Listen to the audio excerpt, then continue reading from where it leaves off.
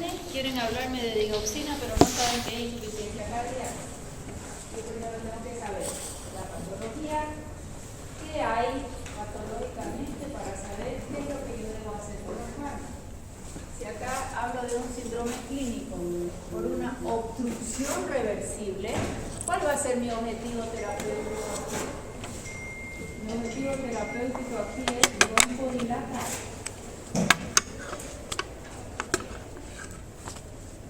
Si hablo de broncodilatación, ya hemos avanzado fármacos, agonistas, adrenérgicos, beta-2, mayoral beta-1. ¿De quién estoy hablando? Salbutamol, ¿ves? Estudian para orar y todo. ¿Un comprimido de cuánto viene? 4 miligramos. Y un jarabe la mitad. 2 miligramos, 5 media, hacemos a 0,08 miligramos kilo para un litro. Bien. Entonces ya tengo avanzado agonistas, adrenérgicos, beta-2 mayoral beta-1. Ya vamos a ver en el esquema de asma que tenemos varias fases o etapas de tratamiento. En todas va siempre el salbutamol. Si no controlo, voy aumentando fármacos. Ya lo vamos a mirar.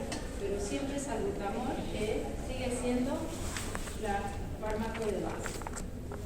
¿Qué otros broncodilatadores ya hemos estudiado? Antagonistas muscarínicos. Antagonistas muscarínicos. ¿De quién estoy hablando? Bromuro de hipatropio, oxidropio, hidropio. ¿Me servirá para el asma? Solo tengo hipatropio. ¿Sirve o no sirve? No sirve. ¿Por qué? Porque solo es efectivo solito en patología donde hay aumento de mi parasimpático en su actividad. ¿De quién estoy hablando? EPOC. La EPOC se caracteriza porque el broncoespasmo es por un aumento de la actividad simpática, parasimpática. A ver, vamos de nuevo. Y ahorita vamos a entrar a la fisiopatología del asma. Si cerramos la puertita, yo creo que ya no vamos a llegar, ¿no? La universidad ya hace a los estudiantes. Hay cultura de estoy en una universidad, esto es de la cultura, todo es arana. Bien, entonces vamos a ver este broncoespasmo. Cuando hablo de antagonistas muscarínicos, si yo le doy a un asma, no va a broncodilatar. ¿Por qué? Porque cuando hablamos de asma, yo acá tengo una célula mastocito que no es más que un macrófago diferenciado.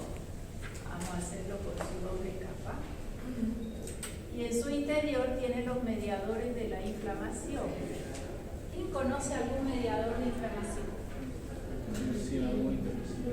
Histamina, prostaglandina, factor de activación de plaquetas, óxido nítrico, radicales libres del óxido. Todo ello está metido aquí en este mastocito.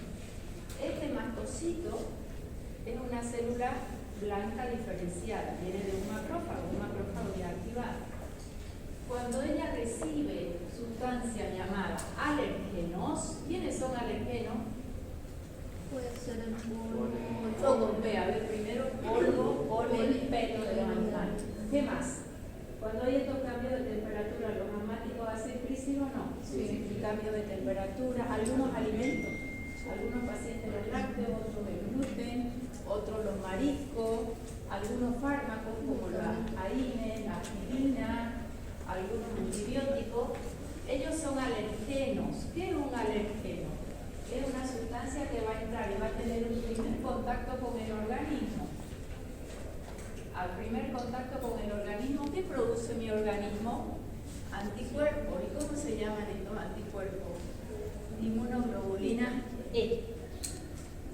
Entonces, para hablar de la fisiopatología del asma, vamos a decir que es una reacción antígeno-antígeno. Nunca voy a hacer una crisis por primer contacto. Yo preciso un primer contacto con el alérgeno y recién ahí voy a formar mi IgE, ¿dónde? Alrededor del mastocito. El que es alérgico, su cantidad de mastocitos en árbol respiratorio es mucha. El que tiene rinitis alérgica, en nariz tiene una cantidad de mastocitos increíble. Hoy atendí, vengo a atender a un paciente que me dice una picazón en el cuerpo y en los ojos, y rinitis. Esos son fenómenos de hipersensibilidad o alergia. A ver. Bueno, muchas inmunoglobulinas G. Cuando ese alergeno entró en ese cuerpo por segunda vez, ya él empieza a hacer anticuerpos, que son antígenos, va a reaccionar con estos anticuerpos. ¿Y qué son anticuerpos? Entonces ya se colocan prendiditos a esos anticuerpos y ingresa una buena cantidad de calcio y se degranula el mastocito. Si se degranula el mastocito, a ver si este sirve.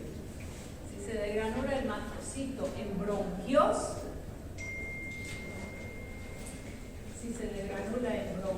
¿qué voy a tener? Un broncoespasmo y una crisis de asma bronquial. Broncoespasmo o un enucho anafiláctico, solo broncoespasmo sin asma. Si eso se degranula en nariz, en ojo, le llamamos fiebre del heno. Creo que con H, no me acuerdo. Y si es generalizada esta reacción antígeno-anticuerpo, estoy frente a un shock anafiláctico. A ver, vamos de nuevo. Entró un alergeno en este organismo. Ese alergeno se va a poner en contacto con mis inmunoglobulinas E, que se formaron por primer contacto. Entra el segundo contacto y ya se degranula el mastocito, también llamada célula sebana, que va a liberar todos los factores de inflamación. Vitamina, prostaglandina, factor de agregación plaquetario, etc. Y según en qué lugar sea, nos va a producir o un broncoespasmo, o una fiebre del heno, o un shock anafiláctico. O sea que el asma es una reacción antígeno-anticuerpo. Siempre hay un desencadenante. A eso le vamos a llamar asma extrínseco. Viene de fuera una sustancia y me degranula mi asma. Dice alguien está fumando y le viene la crisis de asma. Todo el año está bien y empieza el polen en la época de floración y empieza la crisis. Cambió la temperatura, estaba con calefacción, se va afuera a estar fresco, empieza la crisis. Toma una INE porque tiene dolor o temperatura, le da crisis. ¿Okay? O sea que yo tengo un estímulo que lo desencadena. Hay otro tipo de asma que se llama intrínseco. No hay un factor externo y viene la crisis. Son asmas emocionales. ¿Ya? No hubo nada de lo anterior y viene la crisis. Eso es muy usual en los niños. Cuando nace el hermanito más chico, el mayor empieza a hacer crisis de asma. Le miden la inmunoglobulina E, que se pueden medir, son normales. Mientras que los asmáticos, ¿cómo tienen las inmunoglobulinas E? Elevadísimas. Entonces ahí les he dividido el asma extrínseco del asma intrínseco. ¿Cuál es el más difícil de controlar? El intrínseco, porque el otro yo sé que si estoy expuesta al frío, que si tomo algún fármaco, que si estoy en contacto con el polvo, con el pelo, con el polen, mamá empieza a barrer en la casa y empieza la crisis, ¿verdad? A ese hay que tenerlo en una burbuja en la casa, que no limpie. Entonces, estas reacciones antígeno-anticuerpo. ¿Será que estos antagonistas muscarínicos van a broncodilatar? No. ¿Cuándo ellos broncodilatan? Cuando el broncoespasmo es por una estimulación del parasimpático. ¿En qué caso se da? Ok, ahí en primera línea.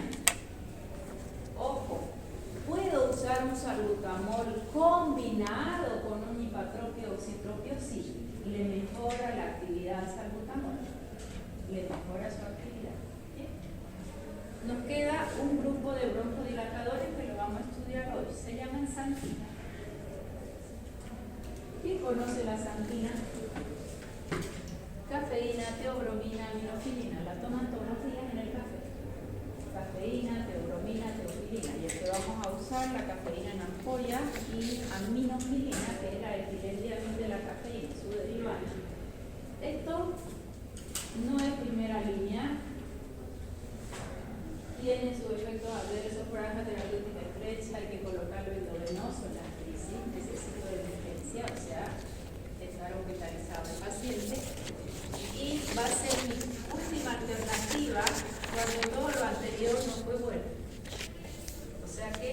se usa en asma refractaria. ¿Qué refractaria? Que no respondió a los anteriores. Un asma refractaria que no me respondió a los anteriores fármacos. Estamos hablando de broncodilatador. Muy bien. La primera, en el asma bronquial hay fase. La primera fase, hay un broncoespasmo. ¿Es emergencia? Sí, más vale. Si este era un bronquio en un corte sagital. Aquí alrededor tengo el músculo liso. ¿Listo? Si hay una estimulación del músculo liso, entonces esa luz del vaso quedó así, del vaso no del bronquio, este es el músculo liso que lo está contrayendo y de yapa se llena de secreción. ¿Cómo está la luz de este bronquio? Ya, entonces ¿qué sintomatología va a tener mi paciente? Sibilancia, ¿ok? Dificultad para respirar, broncoespasmo, hiperventilación, ¿ya? Y acá yo le dibujé secreciones. ¿Por qué? Porque la fase inicial es broncoespasmo. Luego del broncoespasmo viene una fase secretoria, donde voy a tener elevadas secreciones que van a agravar el cuadro. Y viene todo un proceso de tipo inflamatorio. Secreciones y empieza todo un proceso inflamatorio y finalmente viene lo que le llamamos el remodelado. ¿Qué es remodelar un tejido? ¿Ah? ¿Se acuerdan el remodelado cardíaco? ¿Qué era el remodelado cardíaco? Se infartó el paciente y ¿qué pasó con esas células que se infartaron? ¿Qué hace? Se figrosa, ¿sí o no? Es el remodelado.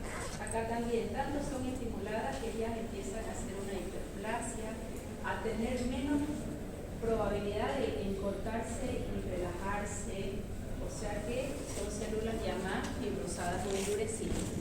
O sea que si yo les pregunto, ¿qué fase tenemos en el asma bronquial? ¿Qué me dirían? ¿La fase rápida o temprana? ¿Qué es? Un broncoespasmo. ¿Qué fármacos tengo para el broncoespasmo? Agonistas adrenérgicos, padromoro, antimuscarínicos y laxantina. Bien. La fase más tardía es una fase inflamatoria y secretoria. En esta fase inflamatoria, ¿qué fármaco conocen que me va a disminuir a mi sistema inmunológico para que no sea tan reactivo y tenga más tolerancia inmunológica? Que lo voy a utilizar en un paciente trasplantado para que no haga relajo. Ahí vamos a estudiar los glucocorticoides. Glucocorticoides, ellos van a disminuir la reactividad, no van a curar nada, ojo. Lo vamos a estudiar, pero si lo uso en aerosol voy a tener menos efectos adversos y lo vamos a usar combinadito con este salbutamol. ¿Y qué le hace en aerosol que no entre a mi cuerpo? Porque es acción casi corticoidal. Super sensibiliza receptores beta adrenérgicos. A ver, ¿qué es super sensibilizar receptores beta?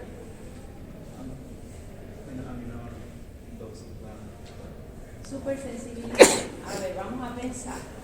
Este paciente hace sus 2 PAP de salbutamol cuando tiene crisis y le iba bien. Ahora ya no. ¿Por qué? Porque gastó su receptor. ¿Se pueden gastar los receptores? O sea, Se silencia. ¿Qué es silenciar? Aquí está el receptor, se invagina dentro de la membrana y ya no aparece. Receptor silencioso. ¿Qué hace el corticoide cuando va en el mismo aerosol? Supersensibiliza y los despierta, los que ya eran silenciosos. Entonces salbutamol va a broncodilatar bien, pero no tiene un efecto antiinflamatorio ahí local. Tengo que tomar por vía oral o endovenoso. ¿Entendió? O sea que ¿cuál es la finalidad del corticoide en aerosol? Supersensibilizar receptores beta para que salbutamol haga su buen trabajo. Bien, pero lo vamos a estudiar los glucocorticoides completos para todas las glucocorticoide es la siguiente clase. Bien, glucocorticoide. Ya. Y el remodelado. Ok. ¿Qué más tengo en abordaje de asma bronquial? Vamos a estudiar broncodilatadores, vamos a estudiar los antiinflamatorios esteroideos, que son los glucocorticoides, pero lo importante acá es hacer como una profilaxis. ¿Qué es profilaxis? Ya, siempre la profilaxis es mejor que el tratamiento, ¿verdad? Profilaxis. En profilaxis vamos a empezar con los fármacos más antiguos hasta terminar en los más nuevos. Alguien dijo antihistamínico por aquí, ¿no? Porque generalmente se le daba antihistamínico a estos pacientes. Antihistamínico los vamos a estudiar completos todos y para todas las patologías. Pero aquí el que usamos se llama, señor,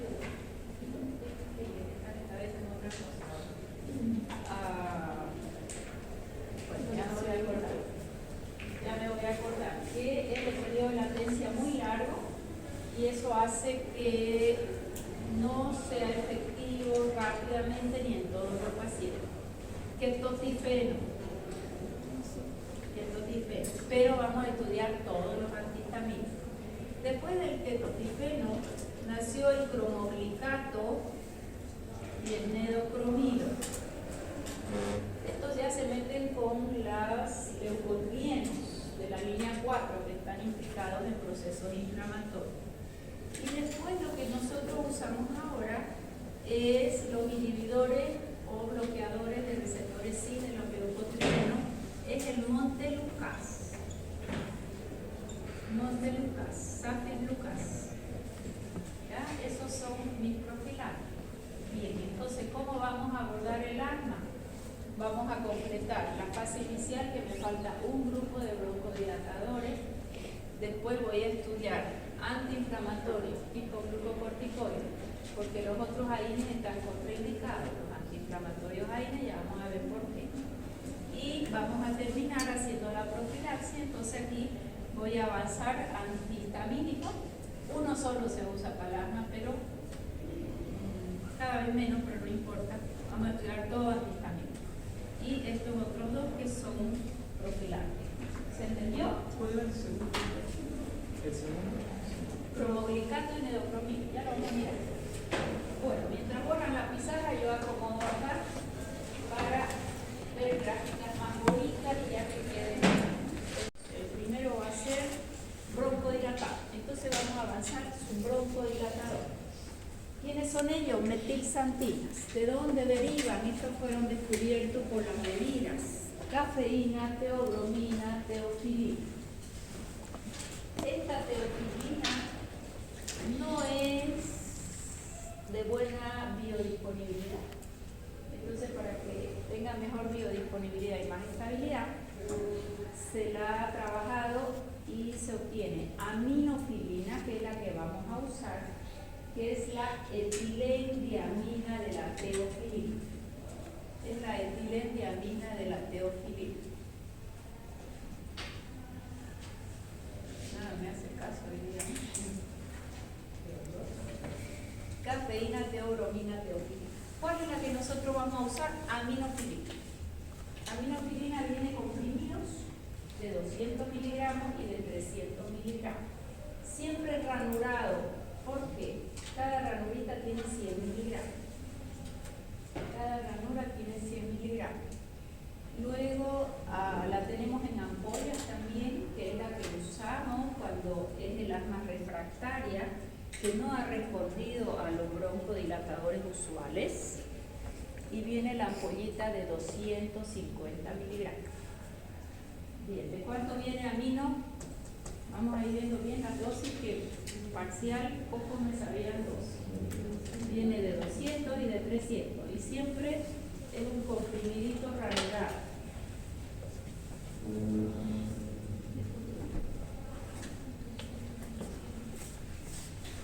Este comprimido, el de 300 tiene 2 ranuras, el de 200, que es el que más viene ahora.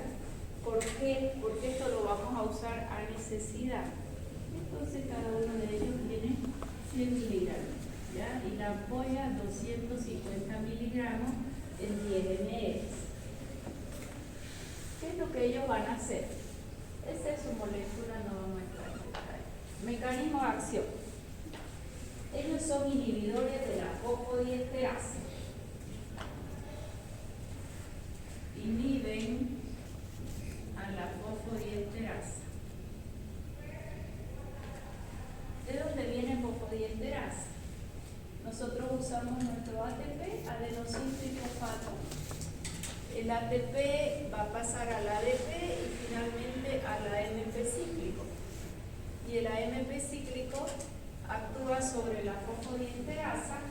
La fosfodiesterasa facilita el ingreso de magnesio y tengo un bronquio dilatado.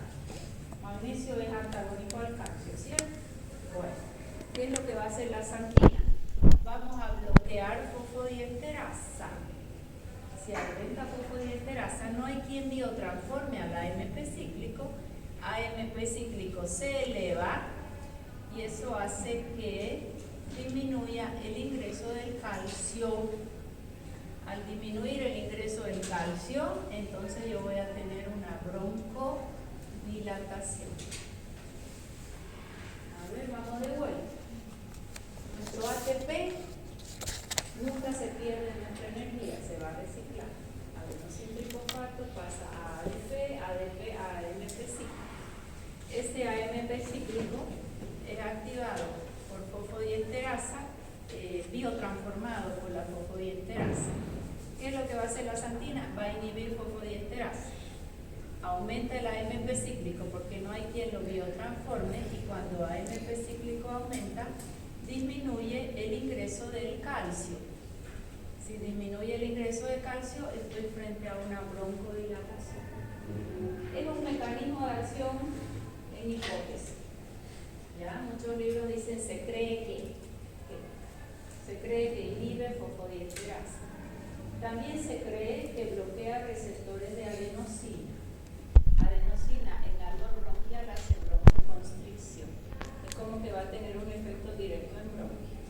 Y también se cree que bloquea prostaglandinas. Ese es un mecanismo de acción bien extra. Entonces, ¿qué mecanismo tiene? ¿Inhibe a quién? Fosfodiesterasa. Entonces, ¿quién se eleva? Al específico porque la fosfodiesterasa lo biodegrada. ¿Qué otro mecanismo de acción? Bloquea receptores de adenosina y probablemente prostaglandina. Bueno, ¿qué va a ocurrir en su efecto farmacológico? Su efecto farmacológico lo vamos a dividir en dos partes, 1 y 2. ¿Por qué? Vamos a tener uno relacionado al bronquio o a la respiración o al asma y otros que son en otros órganos. ¿Cuál es el principal efecto farmacológico? Es la broncodilatación. Ese es su patrón, broncodilatación. ¿Qué más se ha visto? Ellos aumentan el aclaramiento mucociliar. ¿Qué es aclaramiento mucociliar? ¿Qué será aclaramiento mucociliar? ¿Qué es aclarar? Limpiar. ¿Moco? ¿Y quién limpia los mocos? Con este movimiento ascendente. Imagínense que el moco sale del bronquio hacia el exterior o se diluye, ¿verdad? Hacia el exterior. Entonces, ¿qué es aclaramiento mucociliar? ¿Le ayuda al asma o no le ayuda? Le ayuda porque va a ir moviendo los mocos que sabemos que están elevados. ¿Qué más? Este es muy importante. Estimula al centro respiratorio que está en el bulbo. Es estimulante del centro respiratorio.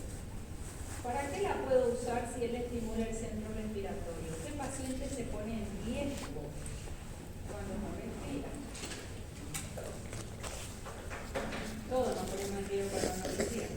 Pero, ¿en qué patología pudiera usar? En la apnea del recién nacido. Son los prematuritos que se olvidan de respirar porque el dióxido no le hace hace un buen estímulo al centro de la respiración.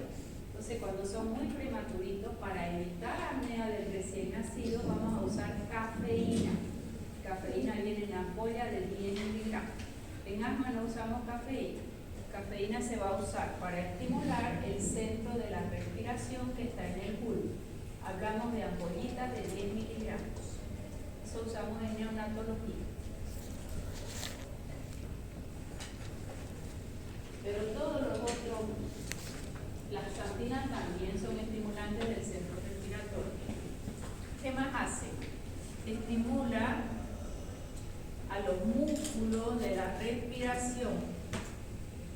¿Eso es bueno o no es bueno? ¿Quiénes son los músculos respiratorios? Diafragma y los intercostales. Lo estimula, o sea que este paciente se va a encontrar con sus músculos estimulados, el centro de la respiración estimulado, hace broncodilatación, aumenta el aclaramiento mucociliar. ¿Qué más hace? Es un estabilizador del mastocito. ¿Qué es estabilizar el mastocito?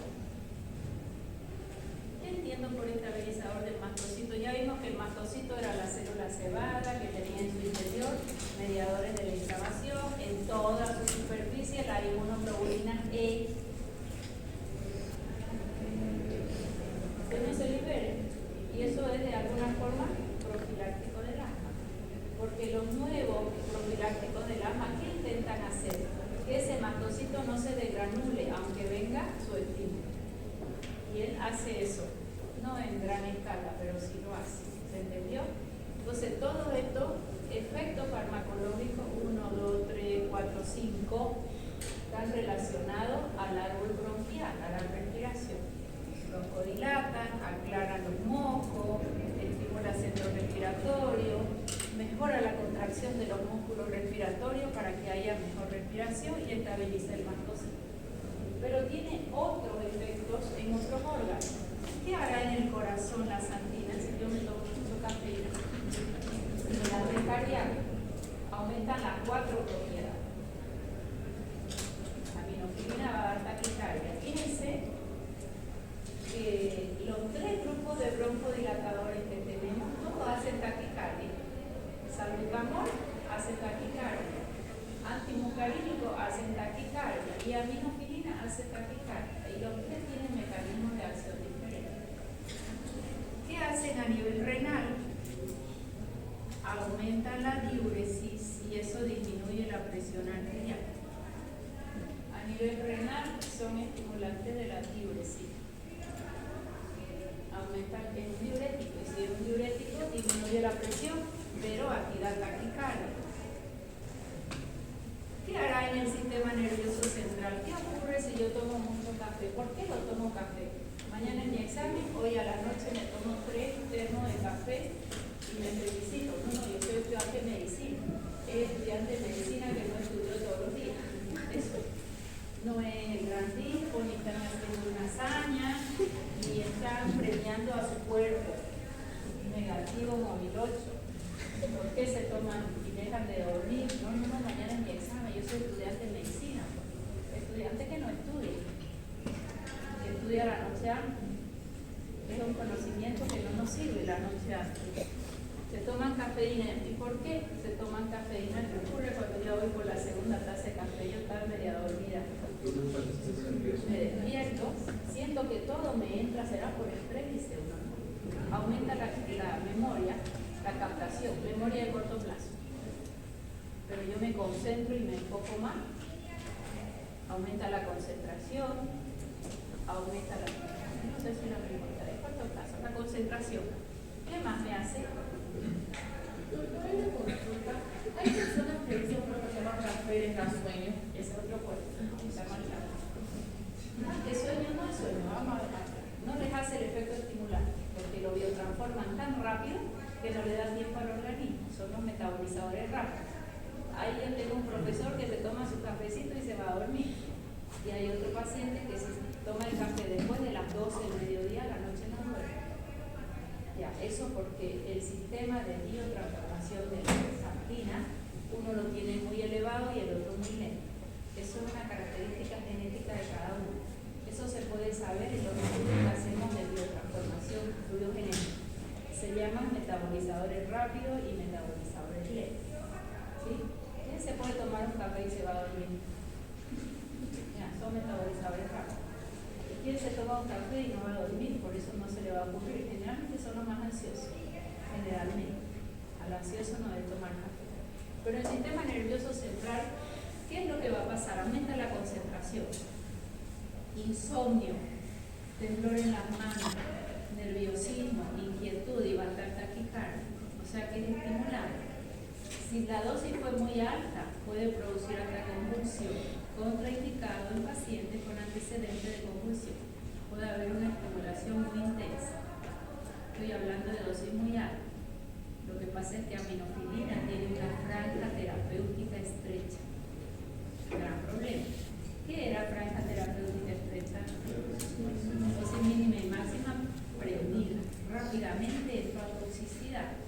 Y encima la tengo que colocar por qué vía si la estoy dando para una crisis asmática que no se pudo controlar con todo lo que conocemos. Gran problema. Gran problema. Bueno. Entonces ya tiene mecanismo de acción, inhibimos fosfodiesterasa, aumenta el MP cíclico, disminuye ingreso de calcio, vasodilata, bloquea receptores de adenosina y de prostaglandina. Esos dos últimos son como más nuevos. Efecto farmacológico en la vía respiratoria y extrarrespiratoria. ¿Y qué hacen a nivel gástrico? Cuando toman mucho café, estimula la producción de ácido clorhídrico y hace gastritis y si sigue puede hacer úlcera gástrica. O sea que la toxicidad es lo más importante. Son efectos respiratorios y no respiratorios, cardíacos, renales, sistema nervioso central y gastrointestinal.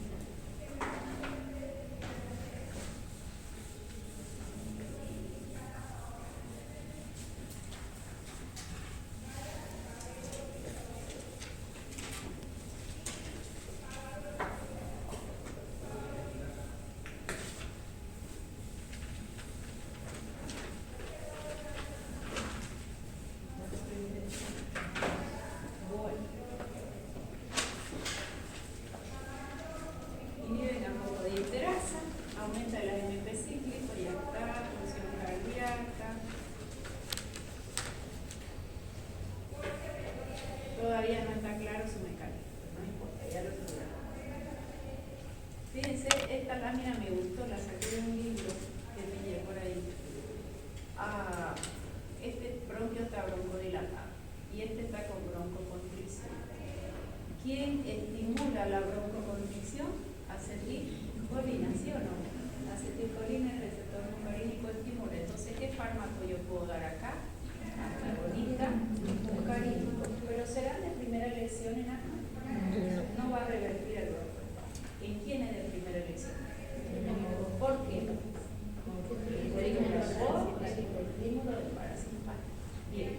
Receptores de adenosina. Se libera adenosina y hace broncoespasmo. ¿Qué puedo hacer? Bloquear los receptores de adenosina. Aquí los antagonistas muscarínicos y aquí doy teofilina. Bien. Agonistas beta que actúan a otro nivel ya. Efecto farmacológico, yo se los he organizado más bonitos. Respiratorios son broncodilatador, estimulante del centro respiratorio, estabiliza el mastocito, estimula el músculo respiratorio, hasta ahí. Y algunos más, ¿no? Eso es. Extra respiratorio, estimulante miocardio. Hemos dicho que a nivel cardíaco es estimulante, lo mismo el sistema nervioso central, a nivel renal la diuresis, esto faltó. A nivel endocrino, obviamente que aumenta el metabolismo basal, por eso lo usa para adelgazar. A ver, pensemos, cafeína para adelgazar. ¿Por qué yo adelgazaría? ¿Qué le va a pasar a mi función cardíaca? ¿Va a estar más alta o más baja? Y si yo en lugar de tener 70 latidos, sin hacer nada, echada en mi cama, tengo 100 latidos por minuto, ¿gasto más energía o menos energía? ¿Será una buena forma de bajar de peso, por favor? Pero baja de peso, no, claro que va a bajar, pero no es la mejor forma. ¿A quién estoy sacrificando? Y estoy con mayor frecuencia respiratoria también, y puedo hacer gastritis, y estoy estimulando y va a haber probablemente insomnio, mayor diuresis y baja depresión. O sea que aumenta el metabolismo basal, obviamente. De 70 latidos voy a subir. Aumenta el nivel de ácido graso libre. ¿Por qué? Porque al aumentar el metabolismo basal se llama lipólisis, la destrucción de ácido graso. Esto lo aprendí recién. No es destrucción. Lo único que hago cuando yo hago un ayuno, que voy a usar esa materia grasa, se llama deshidratar el adipocito. Le saco todo su contenido. Ese adipocito, él se acuerda que era gordo. Y esa memoria le dura casi 2 años. Si 2 años lo dejaste sin grasa, él se olvida. Si no, no se olvida. Entonces viene el gordo, cierra el pico, hace su dieta, baja de peso. Entró, si era una mujer, en su vestido. Hizo una dieta estricta, tenía un casamiento, no entraba en su... ahora está hermoso. Pasó el evento y empezó a comer de nuevo. Ese adipocito recuerda que siempre estaba lleno y guarda al doble, efecto rebote. ¿Ya? O sea que no viene a ser una lipólisis como tal, es deshidratación del adipocito, pero le llamamos lipólisis. ¿Por qué? Porque va a aumentar el metabolismo basal y yo voy a usar más energía. Aumenta la renina porque hace hipotensión y aumenta la insulina, pues nada importante. Gastrina, secretador, ya está. Nosotros los hemos dividido ahí en efectos respiratorios y no respiratorios. Bueno, ahora vamos a empezar a usar. Nuestra aminofilina viene en ampollitas de 250 miligramos. En 10 ml. Tiene algo interesante su farmacocinética. Ella solo es hidrosoluble en ampolla. Igual, en cualquier. Si yo voy a medicar a mi paciente y pesa 140 kilos, tengo que considerar solo peso magro porque ella no se acumula en tejido graso. O sea que para medicar aminofilina, que es de franja terapéutica estrecha, debo considerar peso magro, solo peso magro. El paciente puede pesar 140 kilos y voy a considerar que no tiene más de 50 kilos de músculo, aunque él pese 140. ¿Se entendió? Entonces, su dosis va a ser 5 miligramos por kilo, pero sin tener en cuenta la grasa. O sea que hay que calcular peso magro. Peso magro lo calculo por una bioimpedanciometría, o en el hospital lo hacemos a ojo, ¿no? Aunque él pese 200 kilos, estoy exagerando, nunca se debe dar una dosis mayor como para un paciente de 50 kilos. Si es a 5 miligramos por kilo, para 1 kilo del paciente.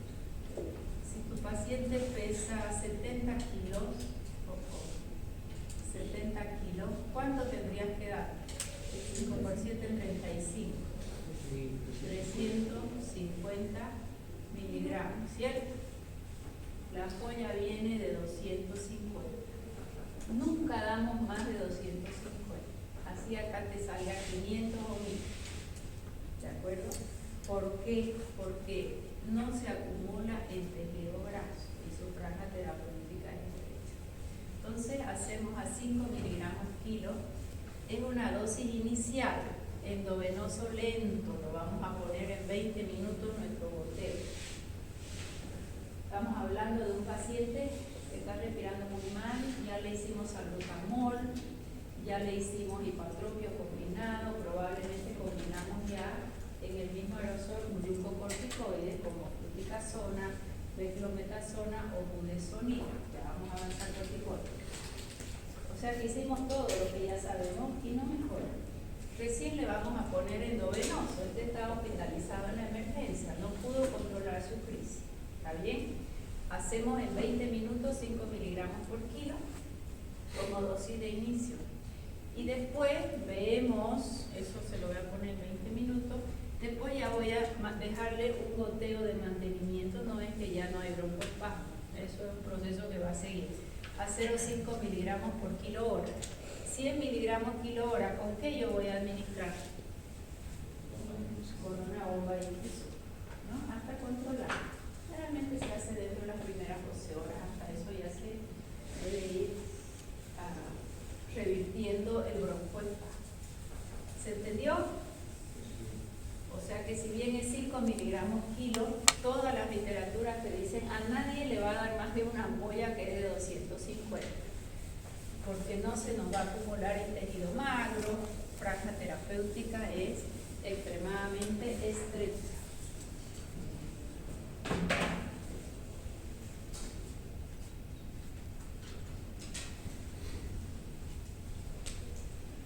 Bueno, esto es interesante. ¿Quién requiere más dosis? Pero bueno, generalmente no le hacemos más dosis.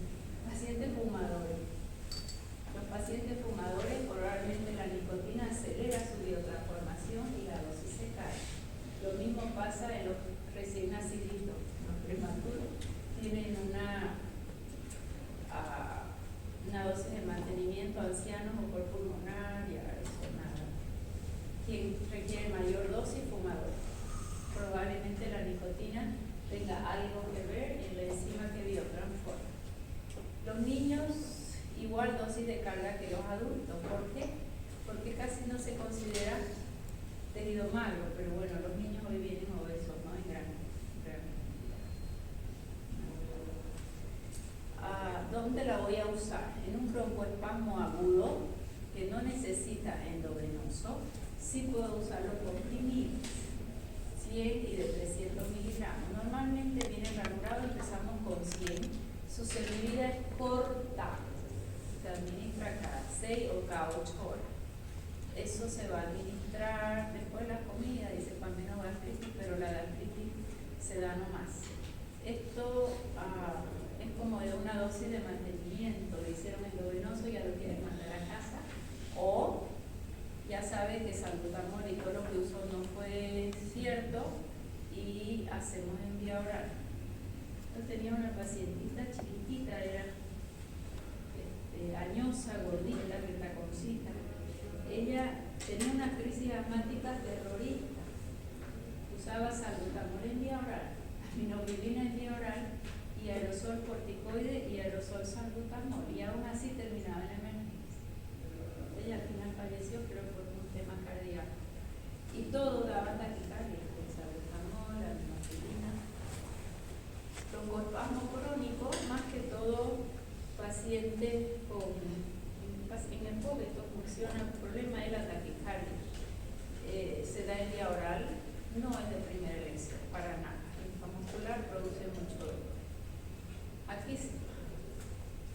sí vamos a usar, ya en apnea neonatal. ¿Qué es una apnea? Ese bebé no dejó de respirar 20 segundos o más. Estos niños están monitorizados y claro, tiene su saturación de oxígeno, boom, bajó porque dejó de respirar, entonces suenan todos los pitos de neonatología y se dan cuenta que lo que hizo es una apnea. Esa se acompaña de bradicardia, se pone cianótico, palidez y muchos niños mueren, ¿verdad? Esa muerte repentina de cuna probablemente está asociada a la apnea del neonato. Bien, ahí vamos a hacer cafeína. Cafeína viene de 10 miligramos por ml. Reduce gran parte de estos episodios de apnea en prematuros. Es un fármaco de primerísima elección. Se usa ella porque tiene menos efectos terapéuticos, menos efectos adversos que una aminoglipina, y hacemos 10 a 20 miligramos por kilo de paciente. Dosis de ataque y mantenemos luego con 5. Esto solo lo vemos en neonatos porque no la usamos. Para el asma usamos siempre aminoglipina. Efectos adversos, lo hemos nombrado en efecto farmacológico. ¿Qué hace a nivel cardiovascular? Taquicardia, hipotensión. ¿A quién no le voy a dar si hace taquicardia, hipotensión? Con arritmia. ¿Y a quién sí le doy? Para llevarla a un bradicárdico. ¿Y cuáles son los bradicárdicos más usuales? Sí, ahí hay que dar hormonastiroidea. Un paciente que tiene un Chagas y está esperando marcapaso, porque no es una medicación que la va a dejar de largo plazo. Ojo, un atleta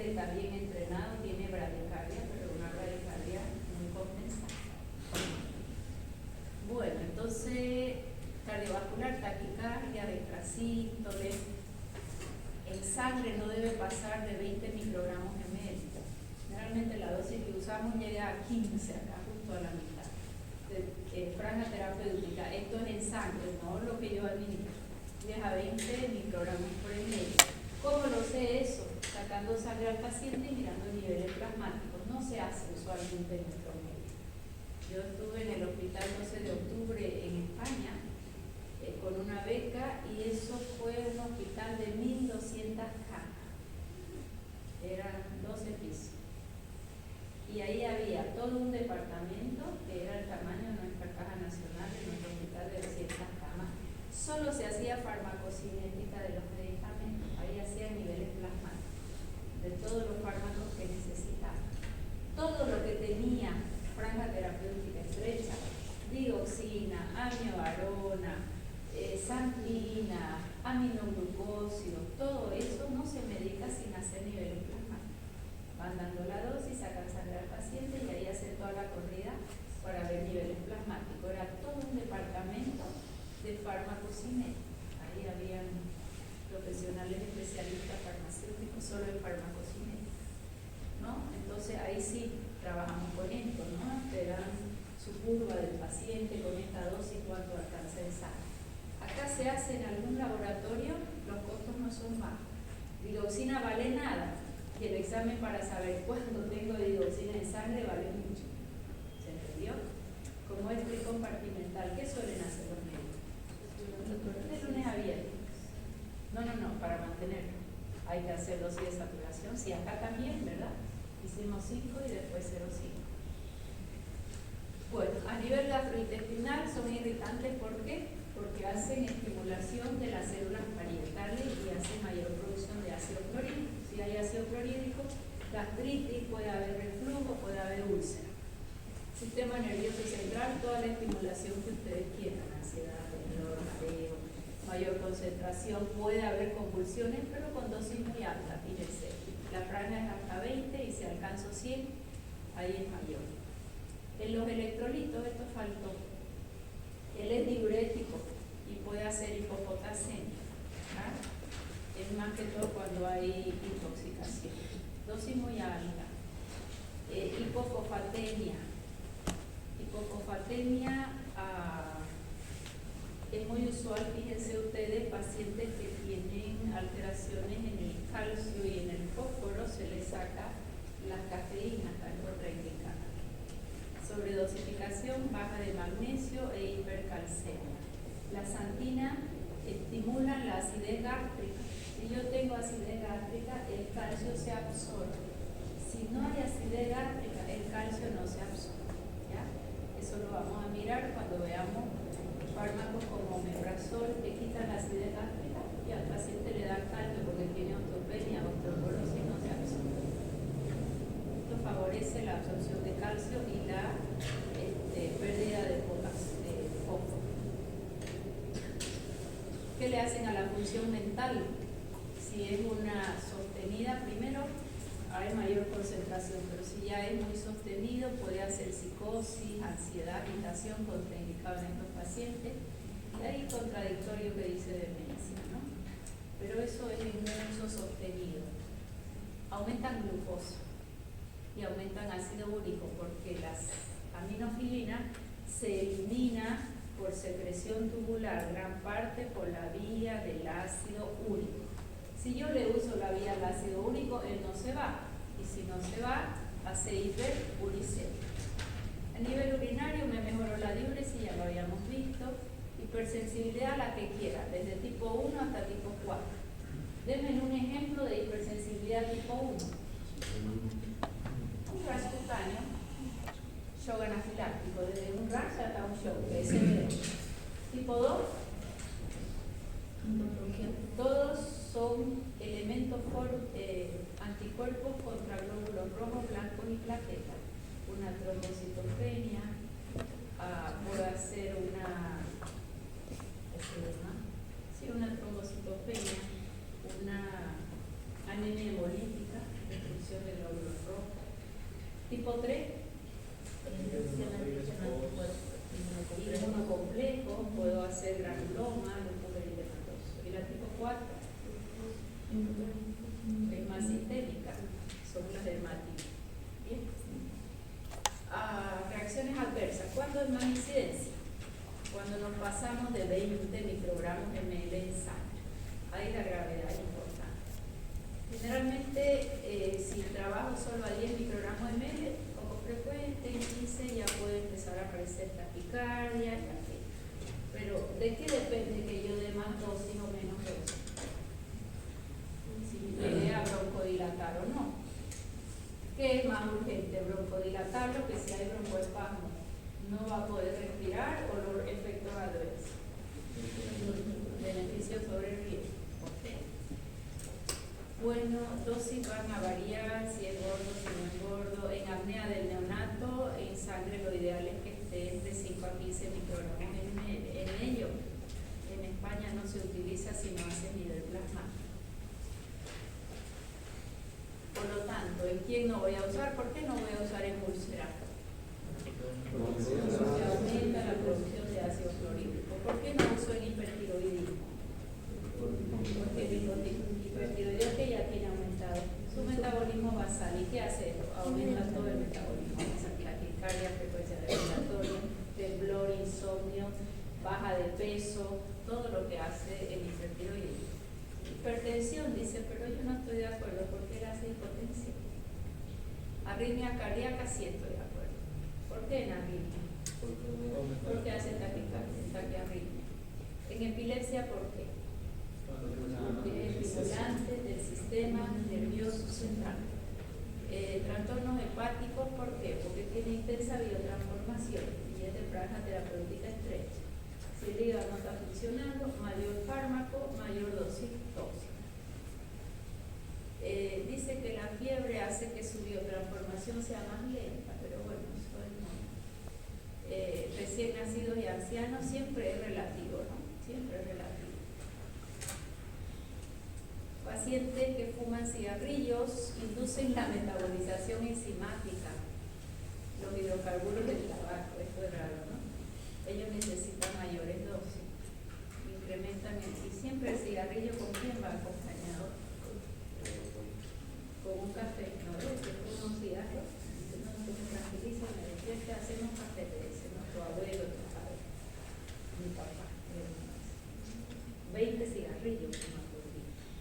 Astoria, el cigarrillo más hediondo que existe, no queda ni su perrita, queda al lado, le agarra un cigarro y la perrita dice,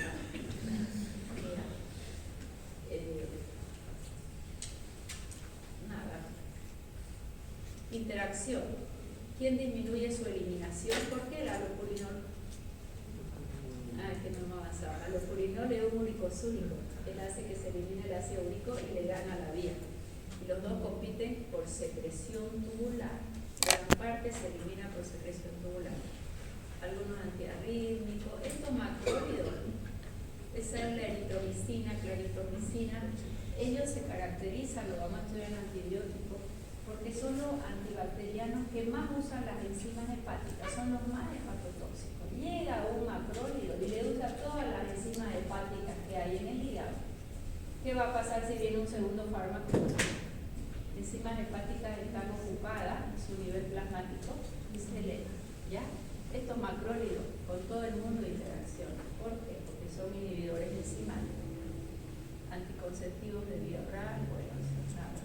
Y aumentan su eliminación, estos otros, eso ni se van a acordar. Esto es controversial. ¿Por qué se usa menos? Acá hay discusiones siempre, y acá dice por qué se usa más. ¿Ya? Solo para pensar un poco, porque esto siempre es discusión. ¿Debemos usar o no debemos usar? El gran problema es su fragmento. Su menor uso, ¿por qué? Dicen principalmente los españoles. Porque no son potentes broncodilatadores. Te dice que los simpático-miméticos son mejores. Pero la pregunta es, ¿serán de primera opción? No. ¿Cuándo se usan? Cuando esto no han dado resultados. ¿Y por qué un simpático-mimético no responde? ¿Qué pasó en ese paciente? ¿Receptores? Silenciosos. ¿Cómo lo puedo rescatar? Que también tienen su efecto adverso, ¿no? Nada de grave. No tienen un efecto sinérgico, dice, con agonitas beta. Aumentan nada, incrementan resistencia cerebrovascular. Estos hacen una ligera vasoconstricción cerebral. Fíjense que hay pacientes que te dicen, me duele mi cabeza, me tomo mi café. Y eso es porque hacen una vasoconstricción. Relación beneficio-riesgo, mejor simpático mimético. Estamos en contra. Aparición de RAM, claro, porque afectan a otros órganos. Su franja terapéutica es estrecha. Entre un paciente y otro, mucha variabilidad. Es lo mismo que pasa con el café. A uno lo duerme y al otro lo despierta. A uno le dura muchas horas, al otro. Y acá, ¿por qué sustenta su uso? Porque es antiinflamatorio. Porque es estabilizador del mastocito. Pero claro, la idea es no usarlo a largo plazo, sino en crisis donde no pudimos controlar. No produce broncoespasmo paradójico. ¿A qué se refiere? Si yo uso un salbutamol en aerosol, muchos pacientes hacen broncoespasmo al aerosol, a su gas propelente. En cambio, esto es endovenoso viable. Nada, lo demás. Conclusión. Teofilina es un broncodilatador de potencia media, estrecho margen terapéutico. Existen otros más rápidos y potentes, sí, o sea que no está en primera opción. Estudios controlados no permiten descartarla, o sea que la tenemos puesta ahí. Raro es que un paciente llegue a usar aminofilina. Se acabó. Bueno, con esto ya tengo los broncodilatadores avanzados.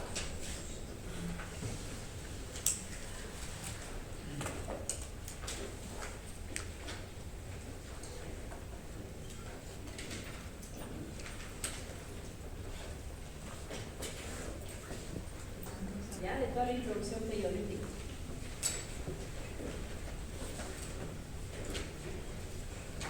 Que era un síndrome clínico, una obstrucción generalizada y reversible de la vía aérea. Acá tengo un bronquio bonito, y acá tengo uno contraído, y acá contraído con mucha resistencia por fibrosis.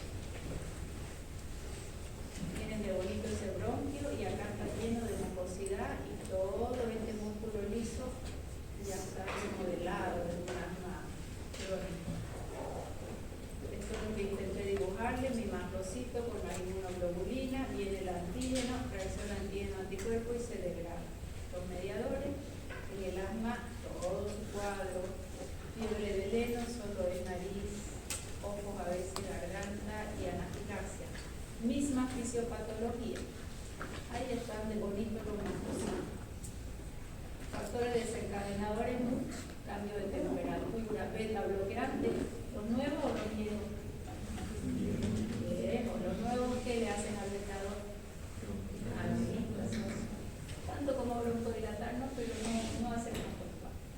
No voy a usarlo como broncodilatador, ¿no?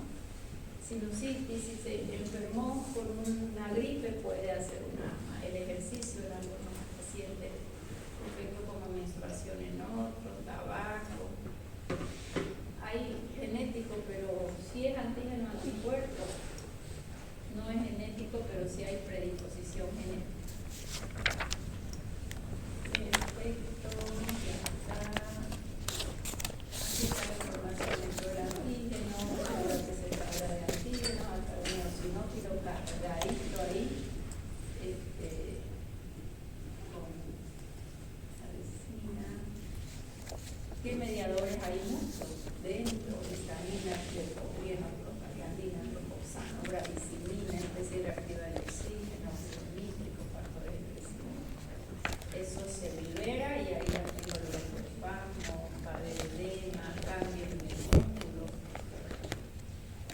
Bien, ¿qué es lo que vamos a tener? Una inflamación, una hiperrespuesta. Y esa inflamación es la que vamos a ir tratando con glucocorticoides. Obstrucción. Fíjense de bonito la luz de este bronquio y fíjense que ya está fibrosado, ¿no? Con un músculo liso que está agrandado, está ya metaplásico, está hiperplásico, hay proliferación de glándulas mucosas.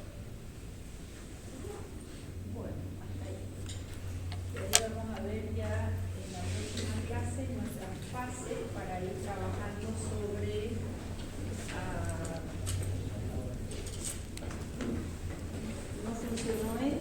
aumento, fase 2, no funcionó esto, que aumento, no funcionó, y ahí ya vamos